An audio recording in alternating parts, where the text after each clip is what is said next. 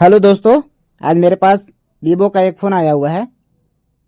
ये देखिए, इस फ़ोन में लॉक लगा हुआ है, सेकंड भी चालू है। तो आइए आपको मॉडल दिखा दे। तो मॉडल देखने के लिए इसका कैमरा ओपन करेंगे, इसके बाद यहाँ पे एक फ़ोटो क्लिक करेंगे।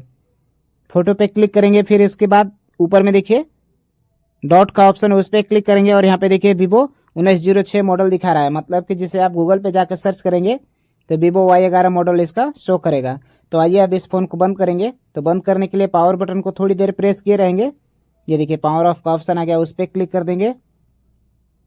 ये देखिए अब ये फ़ोन पूरी तरीके से ऑफ हो चुका है। तो इस फ़ोन को अब हार्ड रिसेट करेंगे।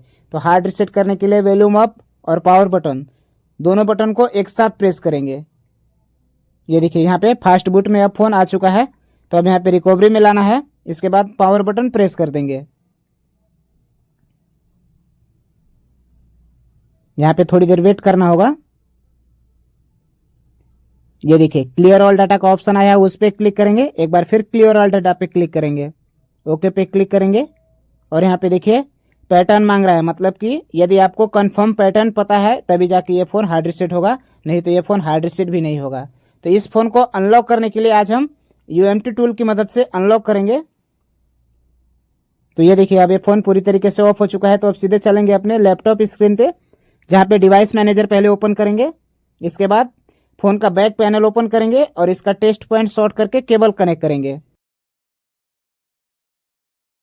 दोस्तों, इस फ़ोन का टेस्ट पॉइंट जानने के लिए गूगल में जाकर सर्च कीजिएगा वीवो Y11 का टेस्ट पॉइंट।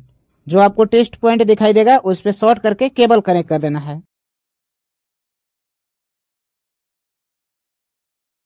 ये देखिए जैसे ही शॉर्ट करके केबल कनेक्ट किए, पोर्ट का ऑप्शन आ गया और यहाँ पे देखिए इसका कॉलकॉम CPU शो कर रहा है। तो अब बैक आएंगे और QC फायर टूल ओपन करेंगे। यस पे क्लिक करेंगे। ये देखिए टूल ओपन हो चुका है। तो रीड एंड टूल्स पे क्लिक करेंगे। इसके बाद यहाँ पे ब्रांड में कुछ भी नहीं करना है, एनी मॉडल में भी कुछ नहीं करना है, जेनरिक छोड़ देंगे। इसके बाद यहाँ पे देखिए वीवो F5 एंड FRP का ऑप्शन है, उस पर क्लिक करके यस पे क्लिक कर देंगे। ये देखिए फ़ोन कनेक्ट हो चुका है। तो यहाँ पे 5 से 10 सेकेंड वेट करना होगा। 5 से 10 सेकेंड वेट करने के बाद देखेंगे कि फ़ोन रीसेट प्लस FRP दोनों कंप्लीट हो जाएगा।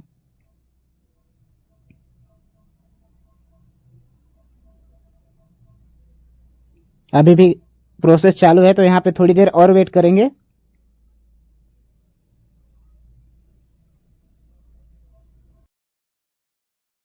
यूजर डाटा डन हो चुका है। अब यहाँ पे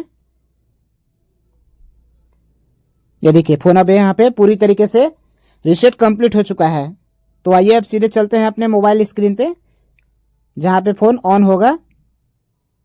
ऑन होने के बाद क्लियर ऑल डाटा का ऑप्शन आएगा। ये देखिए आ गया है क्लियर ऑल डाटा। अब यहाँ पे क्लियर ऑल डाटा पे क्लिक करेंगे। ये देखिए अब यहाँ पे फ़ोन पूरी तरीके से रीसेट प्लस FRP दोनों कंप्लीट हो जाएगा। तो यहाँ पे फ़ोन रीसेट होने में थोड़ा सा टाइम लगाएगा, तो थोड़ी देर वेट करेंगे। ये देखिए रीसेट अब फ़ोन कंप्लीट हो चुका है। तो अब यहाँ पे फ़ोन रिबूट होगा। तो रिबूट होने में भी थोड़ा वक्त लगाएगा, क्योंकि वीवो का फ़ोन जब भी रीसेट होता है तो चालू होने में थोड़ा टाइम लगाता है। ये देखिए फ़ोन पूरी तरीके से ऑन हो चुका है। तो आइए अब इसका प्रोसेस आगे बढ़ाते हैं। नेक्स्ट पे क्लिक करेंगे, फिर से नेक्स्ट पे क्लिक करेंगे, एग्री पे क्लिक कर देंगे। ऊपर स्किप का ऑप्शन है, उस पर क्लिक करेंगे।